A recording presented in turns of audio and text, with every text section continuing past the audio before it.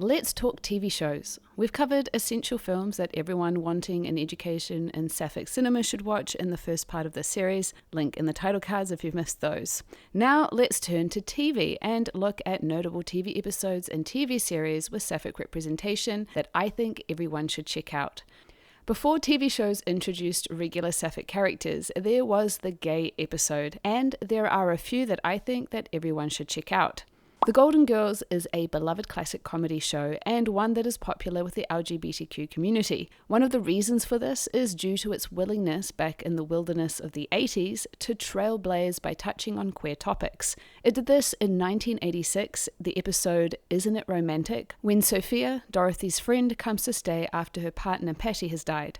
The times being what they were, Dorothy let the rest of the household assume Pattie was a man as it seemed irrelevant. But when Sophia finds herself attracted to Rose, it causes a light-hearted kerfuffle. Why this episode stands out is that the show doesn't pass judgment on Sophia's sexuality, and the jokes are joyfully non-homophobic. It's not an episode that dives into the queer experience by any means, and honestly feels like it was made more for the straight audience than the gay one, but it's one of the first positive Sapphic portrayals, if not the first, in television. If you happen to know of any positive portrayals that predates this, please let me know in the comments.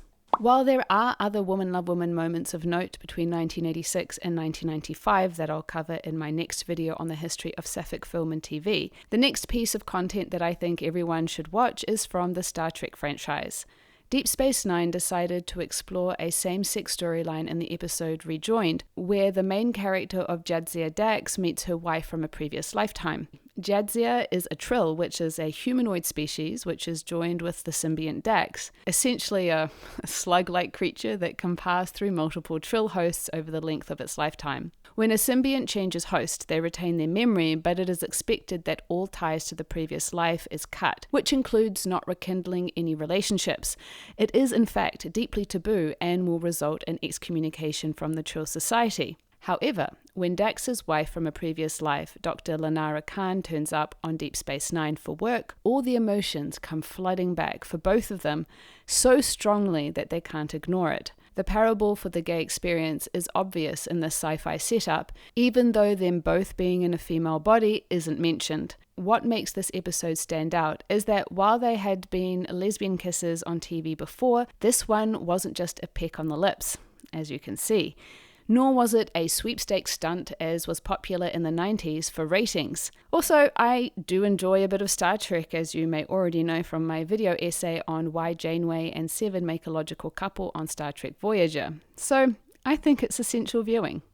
The puppy episode on the sitcom Ellen is a seminal moment in the history of Sapphic TV, where the character of Ellen Morgan comes out on the sitcom at the same time as Ellen DeGeneres comes out in real life. It was deeply impactful on queer representation, both paving the way and scaring the queer community at how savage the backlash was. The ratings plummeted and the show was cancelled at the end of the 5th season, which did mean that the show got to explore how Ellen stepped into her sexuality over an entire season, so there is that. However, Ellen DeGeneres struggled to find work for years after, and Laura Dern, who played the love interest in the puppy episode, despite coming off the wildly successful Jurassic Park, didn't work for a year and a half afterwards. The show had been teasing Ellen's coming out through the 4th season and took that final step out of the closet when Ellen meets and has an immediate affinity with the lesbian Susan. She realizes that she's been repressing an important part of herself and ends up coming out.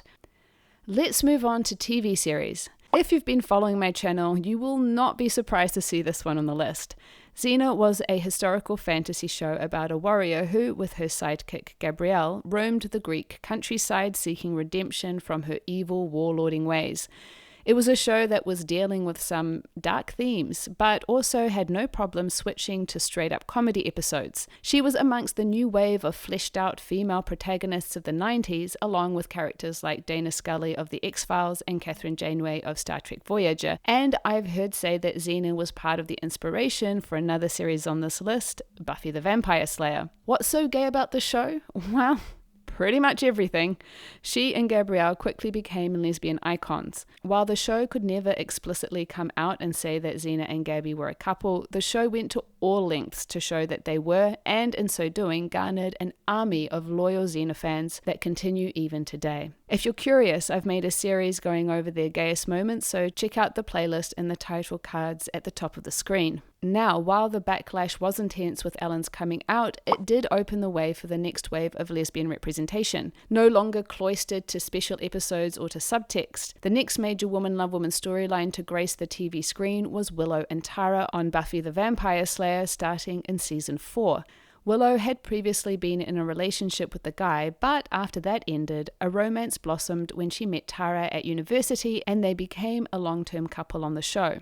It offered an opportunity to see the two women meet and grow closer, unlike previous explicit representation where there was little to no build-up, which makes this groundbreaking and garnered a lot of dedicated fans. It took a while for them to kiss, until season 5, and while sex was implied, the closest we got to one was a euphemistic musical number. The ending was pretty traumatic for the couple in season 6, playing into all the worst tropes, but it still deserves a spot on this list for trailblazing the way it did.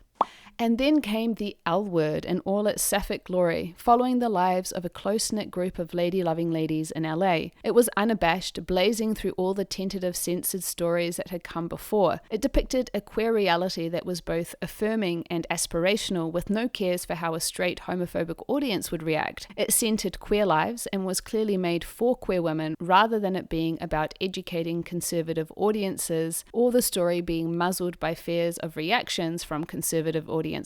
And it had more than just a queer character. The vast majority of the characters were queer, and they were out and proud. It's not a perfect show by any stretch. It pandered to the male gaze with lots of explicit sex scenes and faltered badly in some areas, especially in its attempt to portray a trans character. But if I had to pick just one iconic Sapphic show from this list, this would have to be it.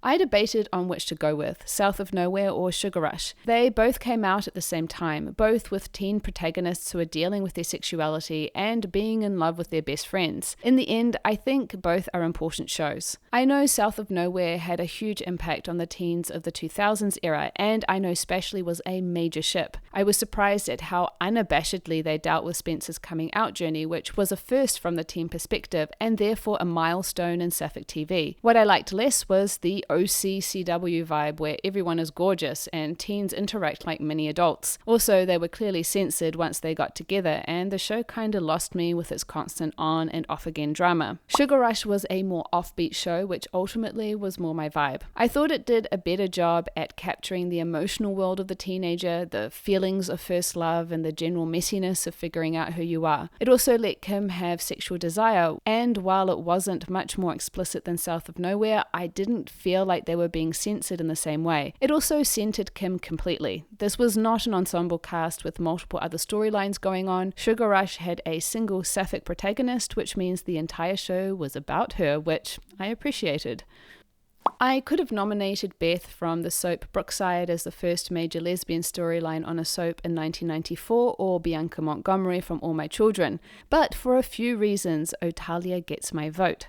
One of them is entirely biased. It was my first Sapphic ship, but also because as a storyline, this pairing holds up. It had its issues with intense censorship that prevented a proper romantic kiss, some frankly annoying story elements, especially near the end, but it also spent 2 years carefully developing this love story in a way that felt so genuine. There is nothing rushed about how these two got together and gave the best enemies to lover storyline I've ever seen. The chemistry was so on point and the acting from the two ladies was superb. And the best thing is that the channel Flying Witch has been collating the entire storyline from the start in a few long videos for easy viewing. If you want to skip most of the lead up, start with part 2. There is still at least one more part to be uploaded to complete the storyline, but you can already catch the first 17 hours of this epic love story there, and if you get through that and are hungry for the rest, there are playlists available on YouTube. One of TV's most popular and longest running TV shows, Grey's Anatomy, introduced the character of Arizona Robbins, an out lesbian who started a romance in season 5 with Kali Ramirez, an established character. It dealt with issues like Kelly coming out as bisexual through to marriage, a car crash, an amputated limb, and having a child together, and was one of the most visible long-term Sapphic couples on network TV at the time until their breakup in season 11. It's one of those shows that helped normalize the presence of queerness on screen because it was watched by so many people, unlike more obscure shows like The L Word, which is renowned within the community but not necessarily outside of it. It was a very popular ship with the Woman Love Woman fandom.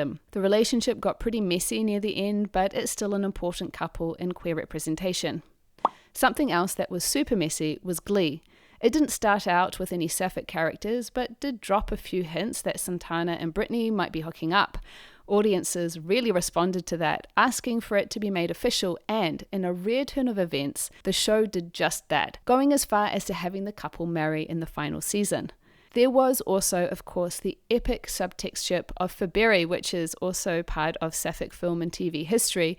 But that aside, you may be wondering why this show is making an appearance given the huge turn in popularity it suffered in later seasons. It started out as fresh, irreverent, sharp and fun with its snappy dialogue, outrageous stories and musical numbers, but by the end these same things felt like limp letters. That is to say, deeply unpalatable. The ending, however, doesn't change that in the beginning it was a show that celebrated the outcast, those who were different, which is why it connected so strongly with queer youth at the time, and so it's on this list. The Fosters heralded the breaking of new ground. It took the family drama show and instead of a mum and dad, gave the family two mums in the shape of Steph and Lena. The majority of the drama revolved around the kids, but they got their own storyline and they had their own share of couple issues, but essentially presented a united, stable front for their three children and two foster kids that joined them. The chemistry of the two mums was beautiful, and in a landscape where a lot of woman love woman couples revolve around the coming together or the breaking up, it's nice to have a show where the couple are established and living their everyday lives, something I would guess most of us aspire to. Orange is the New Black was also a cultural phenomenon and one of the original breakout streaming shows. Like Grey's and GLEE, the popularity of the show spread far beyond the Sapphic community. While the other two shows had straight leads, this one was different in that it had a bisexual woman at the helm and then many more Sapphic characters in addition to that. I also have to shout out the landmark character of Sophia, which was a game changer for trans representation. With the show, we got to see a diversity of not just female characters, but of queer female characters, even if I didn't like where a lot of them ended up. But it was a prison show, so yeah, I guess I should have expected that. Piper may have technically been the white lead, but let's be real, she ultimately wasn't. She was just the gateway to more diverse storytelling, and that makes this an important Sapphic show to watch. Ah yes, Clexa. I had to touch on Clexa. It took a bisexual lead and had her fall in love with the enemy, more or less, and did this beautiful job of slowly building that relationship in such a way that it garnered thousands of adoring fans who really connected with that storyline. And then, of course, that horrific ending, at the same time as a slew of other unfortunate endings for Woman Love Woman characters in 2016. It ignited a high-profile campaign against the bury your gays trope. It led to the Trevor Project to help LGBTQ youth, among other things, and helped put a critical lens on lesbian representation. With that kind of impact, it would be impossible for me to leave this off this list. I am including the show not so much for the wildly popular Supercorp subtext ship, although if you're into subtext ships that don't ever become canon, this is a doozy. Instead, I include it for the coming out story of Alex Danvers in season 2 and the subsequent romance with Maggie Sawyer, until it kind of went pear-shaped because actress Florence Lima had other commitments. But to that point, the writing and the emotional authenticity that actress Kyla Lee brought to Alex's journey makes this a standout coming out story that I think everyone should watch. With the increased representation of Woman Love Woman characters on TV, we got to see more diversity in the types of characters. With Sense8, we finally got a Sapphic trans woman on our screens on a major TV show, and with it came the ability to explore new facets of the queer female experience. Important was that this depiction showed an empowered trans character in a loving relationship, a possible vision of what can be in a landscape that often likes to focus on trauma for the benefit of the cis audience. The show was created by the Wachowski sisters, which makes sense since they are both trans women themselves, and brought to it not just good representation, but the same mind-bending storytelling that made The Matrix such a phenomenon. At the same time as all the lesbians were dying on TV in 2016, Wynonna Earp burst onto Sapphic screens to reassure Woman Love Woman audiences that it was possible to do Sapphic representation right. Wynonna's sister, Waverly, quickly discovered that she had a thing for Nicole Hort, the local law enforcement. They begin a relationship that isn't without its ups and downs, but throughout the adventure, their love for each other is strong, and the fear that it would end with a dead lesbian was quickly dismissed. It was a show that helped reassure a skittish Sapphic fan base that it was possible to create a Woman Love Woman storyline that could end without tragedy, which cannot be said for Killing Eve.